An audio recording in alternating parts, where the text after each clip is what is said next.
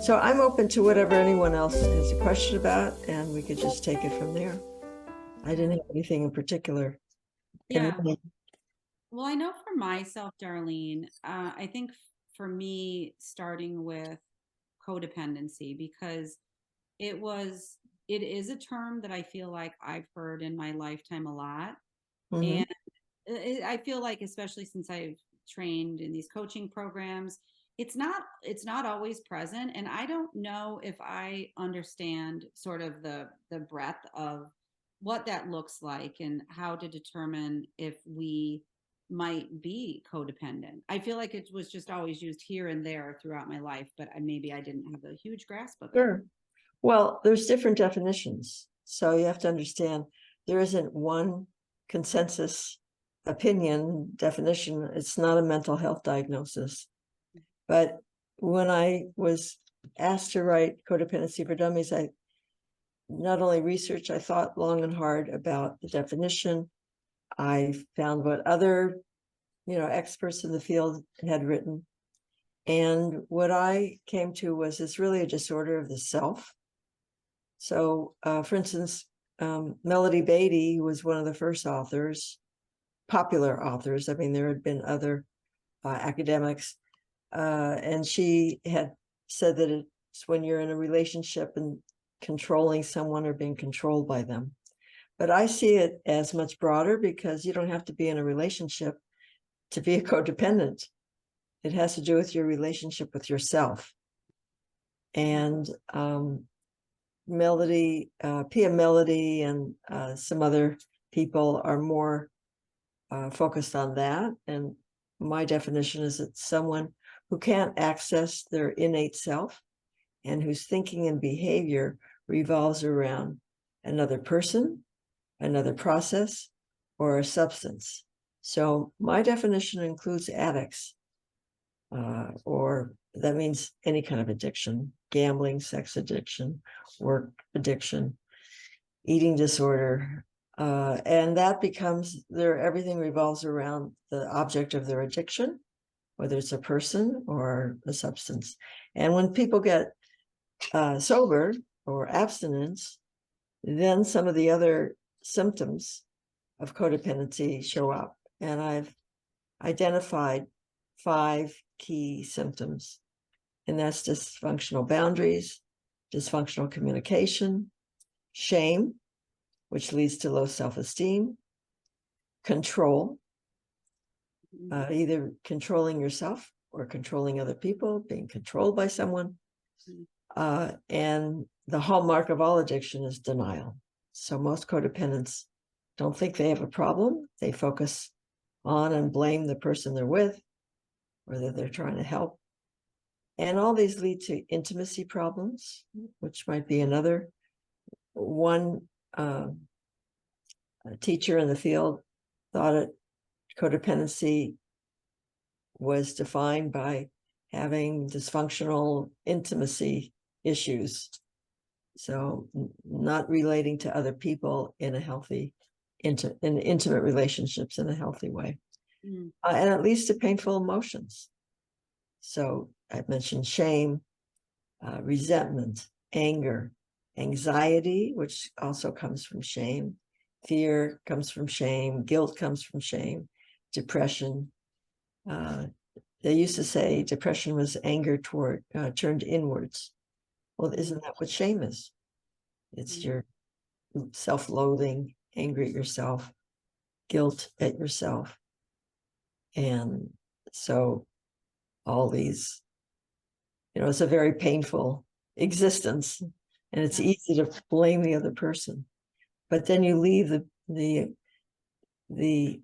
dysfunctional or abusive relationship, and then you're stuck with yourself. And then you have to do the work on yourself. Absolutely. Yeah, that's a great definition. And for anyone here, please, ask questions at any point for clarification, or, if there is a share that you want to do, Darlene, I mean, I can see myself in that definition for sure. I think that broader definition for me almost takes some shame away from it. because I think it's so universal that a lot of us experience these things. Like when you say the lack or porous boundaries or poor communication, I definitely identify with those so much. And I think I've been in a healing process of um, implementing, like going to myself, but also implementing new practices in those behaviors. Right. And, I've had clients come to me and say, I spent 10 years in therapy talking about myself and talking about my problems and sharing my feelings, and nothing's changed. Mm-hmm. Well, that's because a lot of the problems of codependency, it's all learned, it's learned. Mm-hmm. It's passed down generationally, and you have to learn healthy skills. Mm-hmm. So one of the first ebook and healthy self-esteem. So the first ebook I wrote before I wrote the Dummies book was 10 Steps to Self-Esteem. Now it's also a webinar, how to raise your self-esteem and how to overcome self-criticism. And that's one of the first things that you can do. You don't need a therapist to do it, to start working on your self-esteem. And there's things you can do. And then the dysfunctional communication. Well, many years ago, I was married to an alcoholic in a very unhappy, abusive relationship. I took an assertiveness class, and it started changing the relationship. Mm-hmm. So often in codependent families, anger is not only is communication dysfunctional, anger is not handled well. Usually you have one parent that's passive and one that's aggressive, or they're both aggressive, fighting all the time. Mm-hmm. And so you don't learn how to handle anger, or many times, especially for women or in religious families, anger is considered a no-no. You're not allowed to get angry, not allowed to raise your voice. You could be punished. Sometimes anger is reserved for one person, the mother or the father is the only one who's allowed to get angry. So learning to express your feelings, your thoughts, your needs assertively is something also that you can take a class on. You can use my workbooks, and that one also was made into a webinar, how to be assertive. So those are things that you can do on your own to start to make changes. And the other thing is, what I've learned is it requires action. They say that in AA, take the action and the feelings will follow. Mm. So I think CBT is one of the most effective therapies for codependence, because you have to change your thinking, you have to change your beliefs, you have to learn these different things and then take action on it and practice. It takes a long time. I fail at it too, to be assertive, especially when your emotions are triggered. And if you're angry or you're hurt, it's easy to fall into old habits. So anyway, those are, and a lot of codependents are perfectionists. Mm-hmm. So I wrote a book on how to beat perfectionism. And that's the symptom is not every person, but it's often common. And the reason is because perfectionism is a defense to shame. So when we don't feel good enough about ourselves, we try to do the opposite. We want to be impervious to criticism. So we have to be perfect. And it's usually our own self-criticism that we're trying to escape. So Darlene, hi, this is Mary Jo. Hi, Mary so Jo. when you mentioned just that piece right there, that to me also speaks to narcissism. So they're impervious, they can't handle self-shame, they cannot handle any self-reflection. Are you just wondering, a narcissist or someone with a narcissist? No, a narcissist. Okay. Yes. So Go ahead. No, I'm just wondering how, I mean, I'm really walking two lines here. I mean, I was raised in an alcoholic family. I did a lot of adult children of alcoholic, Anonymous. I did Al-Anon. That was passed. And then it was like, oh, you get rid of the alcoholic. You don't have to go to those meetings anymore. Mm-hmm. but I still have Melody Beatty's Journey to the Heart. And that's the book I read almost all the time, every morning. Mhm. I love her. Um, anyway, so I am closer to your age, and I absolutely, vibe with everything you're sharing here. But lately, I don't know a lot about narcissism. And I feel like these two really do cross over. And it's kind of confusing because I'm dealing with an issue with a sibling who I feel is narcissistic, but also I know she came from the same home I came from, which was absolutely alcoholic. And, we all have our ways of coping and, um, yeah, coping. So, anyway, I just feel like this is like, I feel like she's gone into a different dimension. But I'm not sure, like, so I would love to kind of hear how, I don't know, how like maybe it straddles both sides, or how the hungry child and the spoiled child actually become the same child as far as needs. I feel like, is this the same as a codependent and a narcissist? Are they basically from different ends of the spectrum but still have the same needs? Well, we all have, the same needs. Just put that No, up. well, but what I'm saying, yeah, right, yes. Go ahead. And I'm gonna. I think that narcissists are codependent too. So there was some research on that. It's not a common opinion, but in my book, I have a whole chapter comparing narcissists and codependents, with the understanding that I think that narcissists are codependent too. The main difference is, well, they're kind of they often mirror each other. For instance, they both have dysfunctional boundaries. So the codependent doesn't see themselves. They only see others. The narcissist doesn't see others. They only see themselves. They both put the narcissist first. The narcissist will sacrifice the relationship for power. That is their goal, because that's how they keep safe, to push people away. The codependent feels safe by pulling people in, by pleasing them, by prioritizing love. So they sacrifice themselves for the relationship. So they have, different ways of coping. And I'll just say, I discuss in my book how addicts often can look like narcissists and act like narcissists until they're sober. So growing up with an addicted parent would be very much like growing up with a narcissist.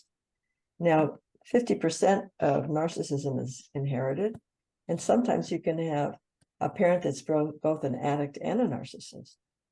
But be that as it may, I mean, I had a narcissistic mother, and I also was an Al-Anon, and I went to meetings for adult children of alcoholics, because they were describing a childhood that I experienced with my narcissistic mother.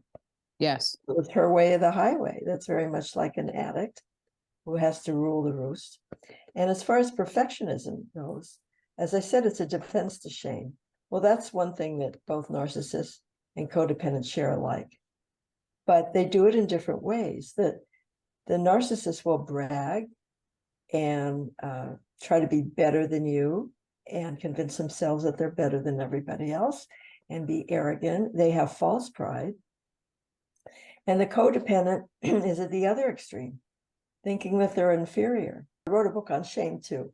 So I have expertise in all three areas, and they all coalesce. So, and I see how they all overlap.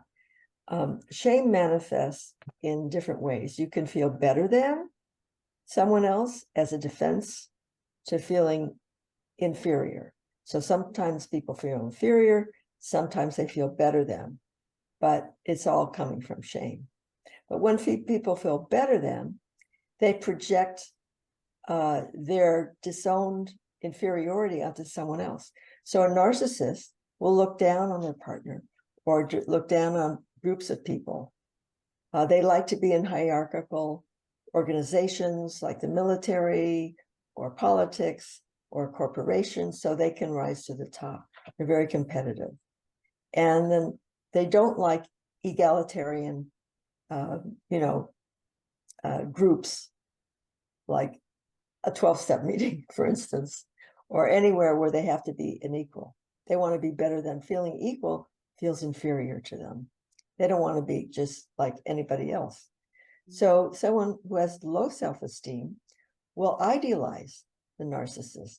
They disown their positive sides, and they project that onto the narcissist. Another difference is they rather be a follower. I mean, these are generalizations, of course, because a bully, a narcissist, an addict, they're all codependent too, in my mind. But the stereotypical codependent doesn't want to be in the limelight.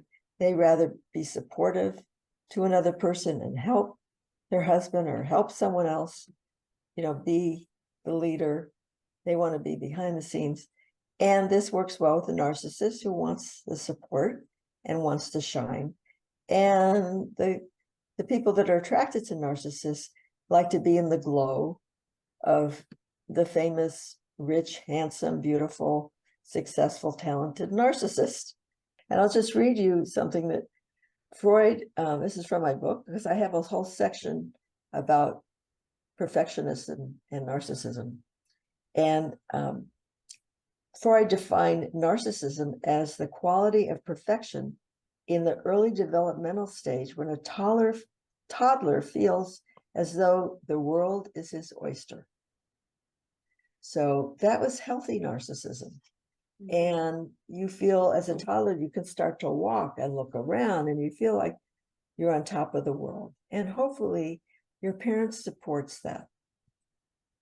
Now, an interesting example of unhealthy parenting is when my nephew was just about a year and a half or 2 years old, came to visit my mother. And he's walking around her living room, looking at everything. And my mother says, "Look at him. He thinks he owns the place." I thought that was very revealing. It was almost like she was competing with a 2-year-old. Mm-hmm. So if you don't get that at an early age, you start to feel deflated. It all starts in very early parenting, codependency and shame. And as I said, narcissism, and it's 50% inherited, could skip a generation. So a mother has to support that. And if she's codependent, she might be threatened by the child, need the child to reflect her self-esteem and think that she's a good mother. So if the baby's crying, she might then think she's a bad mother. If she's in an abusive relationship or has too many children, has financial troubles, she might be in a bad mood or not be able to attune to the baby, be present. That's very important, to attune to the baby's needs and feelings. And codependents have a hard time doing that. They're so wrapped up in, pleasing or adapting to the parent. So, and meet the baby's needs. So that if that doesn't happen, what happens is the baby starts looking to the mother to see, is it safe or not? How should I behave? Is it, can I cry? Is it unsafe to cry?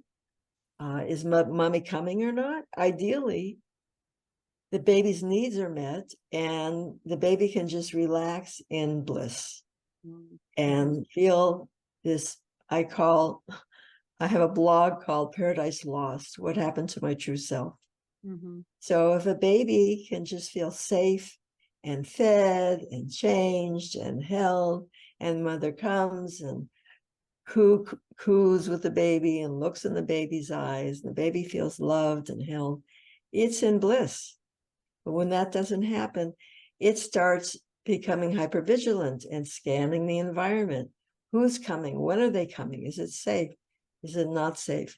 And that's the early beginning. Of course, it could happen later if there's good enough parenting in the first 2 years, but then something happens and then there's not good enough parenting maybe a mother doesn't let go, as the baby needs to then explore and become independent, and the mother might hold on and not let go.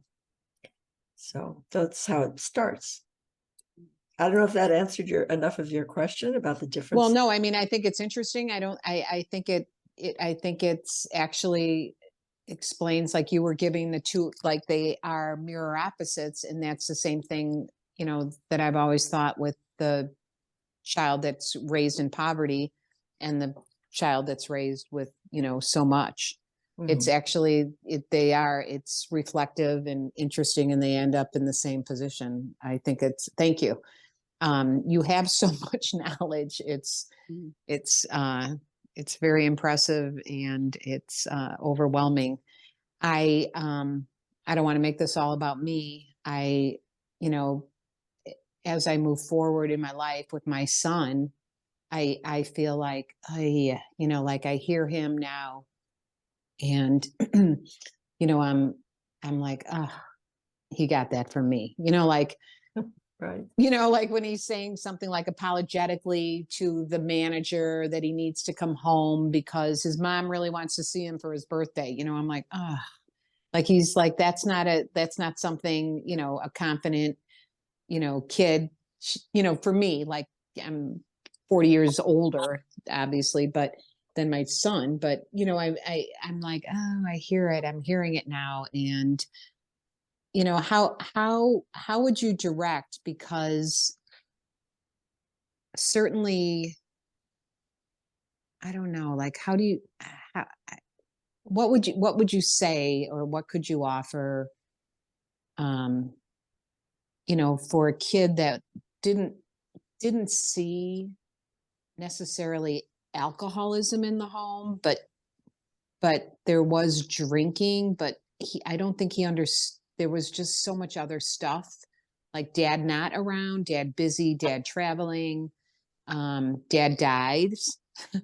So, you know, you know, but How old was he? well, he was 12 when his dad died. Okay, so he didn't get that role modeling, or maybe, I don't know if there was another No, man that stepped no, in. there was not another man. So he And so, didn't. Yeah, that's no, a very important period for a teenage boy to learn yes. how to be a man, basically. Yeah. Yeah. So how would you direct him? Because I know I know he has, I mean, I am who I am. So I know, unfortunately, he's picked up some of my, um, you know, not so assertive, Right. um, You know, I see that. traits. Yeah. I have two sons. I see that Yeah. children, you have to, first of all, don't shame yourself, forgive yourself. Well, I'm a mom. Come on. Isn't that what we do? Oh no, that's part of your recovery, is to Yes. forgive yourself. Oh, and by the way, I wrote an ebook on self-forgiveness. Of course you did, darling. All right, but go ahead. Go ahead. So, well, one of the things you can do in general is to help your son or your children, is to, first of all, to model self-esteem, to model healthy boundaries. So I always say, if you want to raise your children's self-esteem, first raise your own. The other thing is to help them problem solve. You know, with a narcissistic mother that was very controlling, and a father who was basically a workaholic, I didn't have someone to think through decisions with me. So the decision whether to stay at work or come home, you know, maybe he had some conflict about that. And rather than say what he should do or should have done, because, you know, the tyranny of the shoulds is one of the symptoms of codependency and low self-esteem, is to inquire if he had any conflict about that and what he thought about it and how did he come to a decision, and would he do the same thing again, and did he think maybe that he would be letting you down or hurting you, or there would be repercussions if he didn't come, but he'd never bothered to check it out. So maybe in the future he could check it out with someone, you know, what the repercussions. And I have in my ebook and webinar on assertiveness, I talk about, establishing boundaries and what is your bottom line and how to think through how you will feel if you do something and how you will feel if you don't, and what's your bottom line in different situations. Can you make a compromise? Maybe he would spend a different day with you to celebrate your birthday or something like that. To help kids kind of think through and problems, think out loud. And then they're going to make mistakes, and let them make mistakes. So it's hard. It's especially hard if you see a child that's in an abusive relationship or with an addict or with a narcissist, and there isn't a whole lot you can do except leave the lines of communication open till they're ready, to let them know you love them, and so that they can come to you. Because sometimes if you take a side, try to support them and take their side and criticize their partner or spouse, they won't confide in you then, because they don't want, they're still trying to, for their own reasons, stay in the relationship, and not because of denial or their dependency or whatever. They're not ready to leave, so they might not want to hear negative talking about their partner. I mean, that is such a big piece all the time with these kids. Like, so yes, you don't want to say anything negative. You want to let them know you're there. What do you have that a kid could, like, you could just put in front of them? Like, which Would they read it? did you have? But well, I think the assertiveness, probably okay, the assertiveness one. Probably a kid would prefer a webinar to an ebook. Okay. And there's some examples in the workplace and role plays, and a lot of it takes a lot of practice, but that's really useful, especially to somebody, a young adult, because your self-esteem and assertiveness come across in an interview. Yes, that's what I was going to say. It's so nice to use that, like, yes, why not use it? Like, hey, you're in the business, you're graduating, But I mean, of course, it's going to, affect relationships, personal as well. But yes, if you can present it like professionally, for sure. Yeah, right away, someone who's interviewing for a job can assess. They won't think it consciously, but they'll assess your self-esteem by the way you talk. So if you're direct, if I have like different rules about assertiveness. If you're succinct and you're direct and you take a position and you're calm, those all show that you have poise and confidence. If you beat around the bush, you don't answer the question, you are evasive, you're not going to get hired, because you may not want to make a mistake, right? Or you may not know the answer, or you don't want to take a position because no, for sure. Yeah. Or shame. So it all comes together, and just how you articulate yourself, present yourself. Yeah. Thank you for that, Darlene. Thanks, Mary Jo. Does any coming to mind for Allison or Annie or Tammy that you guys want to ask? I just wanted to sorry, just jump in. Darlene, I think what you're saying is incredible. I'm thinking about work right now because I just drove home from work, so that's more on my mind than anything. But yeah, it's interesting. I personally had about 3 months ago, I had a woman on my team who I guess she was a narcissist and probably a little evil too, but she had filed 3 different allegations against me at work, and pretty heavy ones. Like, one was theft, one was like using my travel for personal reasons, and I can't remember what the other one was. I think it was like embarrassing her in situations or something. But anyway, an investigation had to be done for each one because that's what happens at work. And I have 31 people on my team at work, so all of them had to be interviewed 3 times. Oh my goodness. And nothing came back, and I'm still there, so things are fine. But what it did to me is it really put me in a place where, like, I questioned everything now, and I'm like, well, maybe I am a bad manager, and maybe I know all that's not true, right? Because that's not who I am. But What it did for me on the flip side is it changed me, so I think for me, because my integrity I felt like was so shattered, that I'm having to work like twice as hard, even though I don't. I mean, everyone's fine and everybody, most people work like me and they know I'm not a bad person, but it's changed me to work harder on like protecting that integrity piece by speaking up. But I wonder, just based on the situation, maybe I overshared, so apologizing if I did, but I'm wondering, like, what else can I do to sort of get my mojo back at work and feel a little more confident?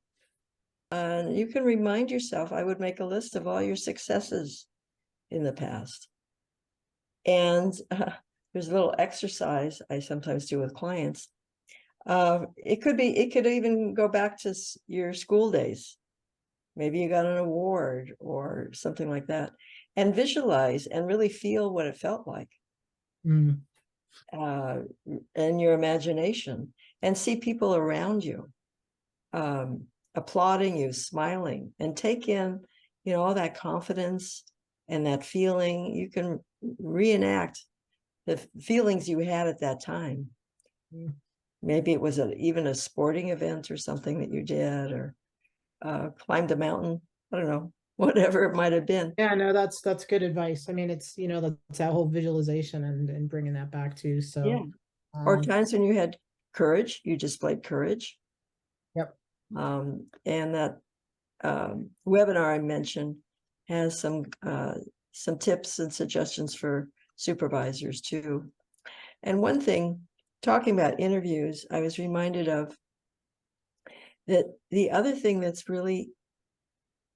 probably people don't realize when they're in recovery, but someone notices when you're present or not. And that takes a certain amount of confidence, because you're not thinking, what are they going to say? What should I say? You're really there, open, present, listening, available. And that is so rare nowadays that could be very impressive to when you're interviewing or when you're dating someone. I mean, that's actually, I just posted a blog on my website. I didn't write it, but I really respect the author. It's about unconditional love with yourself, and how just being present with yourself is healing shame. When you have negative feelings, that's another thing you can do, Allison, is when you're feeling low or lack of confidence, just be with yourself with that. Explore it. You don't have to, you could talk yourself out of it. That would be another way to go. But a different route would be just to let yourself feel that. Maybe you have some residual hurt or resentment about what happened to you. Let those feelings come up, and maybe that will dissolve the whole painful experience. Don't judge yourself. And Mary Jo, don't judge yourself for your past parenting. There's no such thing as a perfect parent, and you didn't have a partner to support you in that, so you had to do everything. It's not easy. Thank you. I had a thought. So I'm fascinated with the subconscious mind of a codependent person, if that makes sense. Like, I'm starting to realize situations where I'm holding myself back subconsciously. Do you have any thing to say about that? Like, how do you crack that open?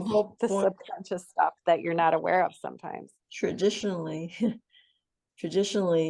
that's what therapy was about, making the unconscious conscious. Because when the will and the unconscious are in conflict, the unconscious will win. So one of the ways, which I love and I've written about, is dream interpretation. Freud said that dreams are the royal road to the unconscious. And Jung said it's the doorway to the soul. So sometimes sometimes clients of mine have done this, write with your left hand if you're right-handed. And there's a theory that connects more with your emotional brain. So it's a little closer to that. When you wake up, or just before you go to sleep, or when you first wake up, you're a little closer to your unconscious, the dreams, the fantasies, the daydreams that you have just as you're waking. Slips of the tongue. You think you're going to go someplace and you end up driving somewhere else, or some song that runs through your mind that you don't usually ask why. Well, think about the words of the song, or what the song reminds you of. Little fleeting thoughts that you don't pay much attention to. They can open up a whole window and start asking yourself why you're doing something. Yes, most of our behavior is unconsciously controlled, and the more we can make it conscious, the more choice we have. But if you're talking about something specific, if you're willing to share it, I could address it more Yeah, directly. I can't think off the top of my head of a specific example, but just, I just been getting little messages like about, oh, the subconscious, like where you don't think you're worthy, but like it's not like you're outwardly saying it, but you might be Oh, okay. feeling it. Yeah. Well, there are a lot of signs of low self-esteem. Defensiveness is one. Oh, I'm never defensive. I'm just kidding. Pretty defensive. Okay. I mentioned irrational guilt. I have a blog called What is Self-Esteem? And another one is how high and low self-esteem, or maybe it's the same article. And I list signs of it. So dysfunctional communication, like you're afraid to take a position, saying you're sorry all the time, taking responsibility for other people's feelings and other people's being highly reactive to someone else. So that's kind of a combination of self-esteem and a boundary issue. Reacting to literature or movies. If you're crying a lot for some, think about, it was a sad what happened to the character in the movie, but how does it relate to your life? I once saw a movie and I was crying in the movie. I came home, I cried for 2 more hours. And I couldn't figure out why. And then it finally dawned on me, and it was like the couple and the family in the movie had reminded me of my family when we went through a painful divorce that I had from the alcoholic, and there were children were affected, and actually the husband in the movie even looked a little bit like my late husband. So you can kind of play with that. Another example was I was at a fish store where you take a number to be waited on. And I took a number and I'm at the counter, and the sales girl was rather new, kind of confused and clumsy, and I wanted a certain fish. And then somebody, another salesperson, just kind of moved her away and started scooping up and buying up all of that fish. And I was like, got really angry. And I said, but I was here first. I have a lower number. And they said, doesn't matter. And I got furious. And I just stormed out of the store. And I thought that was like so unlike me. I even had wrapped up some other fish and I would just put it on the counter and walked out. Didn't even want to pay for that. And that was like so unusual for me. And I thought about it and I thought about it. And what it was like, I wasn't being heard. That was the rule. We're not going to consider your position and like it or not. And that's how my mother was. It's like, you have to do it because I said so. And that was, I was reacting to my mother. Wow. I got triggered. I have a blog about triggers, and it's also covered in the Codependency book. So when you get triggered, that's a golden opportunity to do some inventory and see like what you're unconsciously reacting to. Great. Thanks. Thanks everyone for the questions. I had a question, Darlene, and it was around, and it's a pattern I've seen in myself. and I think it might be a common one, but it can be, I'm just going to say, because I'm a woman, of a woman doing everything she can when she's in a relationship that's kind of not working. That can be with a partner, it can be with a sibling, it can be with a coworker. And, like as a conscious person, I think, well, I've got to clean up my side of the street. But it's sort of like, I was thinking about this when Mary Jo was sharing too, like when we have this situation that seems difficult in front of us and we're take personal responsibility, like I'm going to look at myself, like we also have to, I think I've blamed myself so much, like, and taken on over responsibility for the healing of whatever that relationship it is, when it's actually a two-way street. But how can, I, be with myself to see, no, you are, Maureen, doing your part. You're doing everything you can. And it takes two to make a relationship thrive, whatever that relationship is. And it could be with your child too, I think. Yes. Does that make sense? The question. Well, I would just say, trust your experience, trust yourself, stop questioning yourself. That's another symptom of shame, is like lack of self-trust, hard to make decisions because you're afraid you'll make the wrong decision. You don't know if you're doing it right or wrong, and constantly questioning yourself. So, Dating, Loving, and Leaving a Narcissist, Essential Tools for Abusive and Narcissistic Relationships. There's something I've developed called strategic transactional communication. And with someone who's very defensive, it doesn't have to be a narcissist, could be an addict, a borderline personality disordered person, or just someone who's very defensive.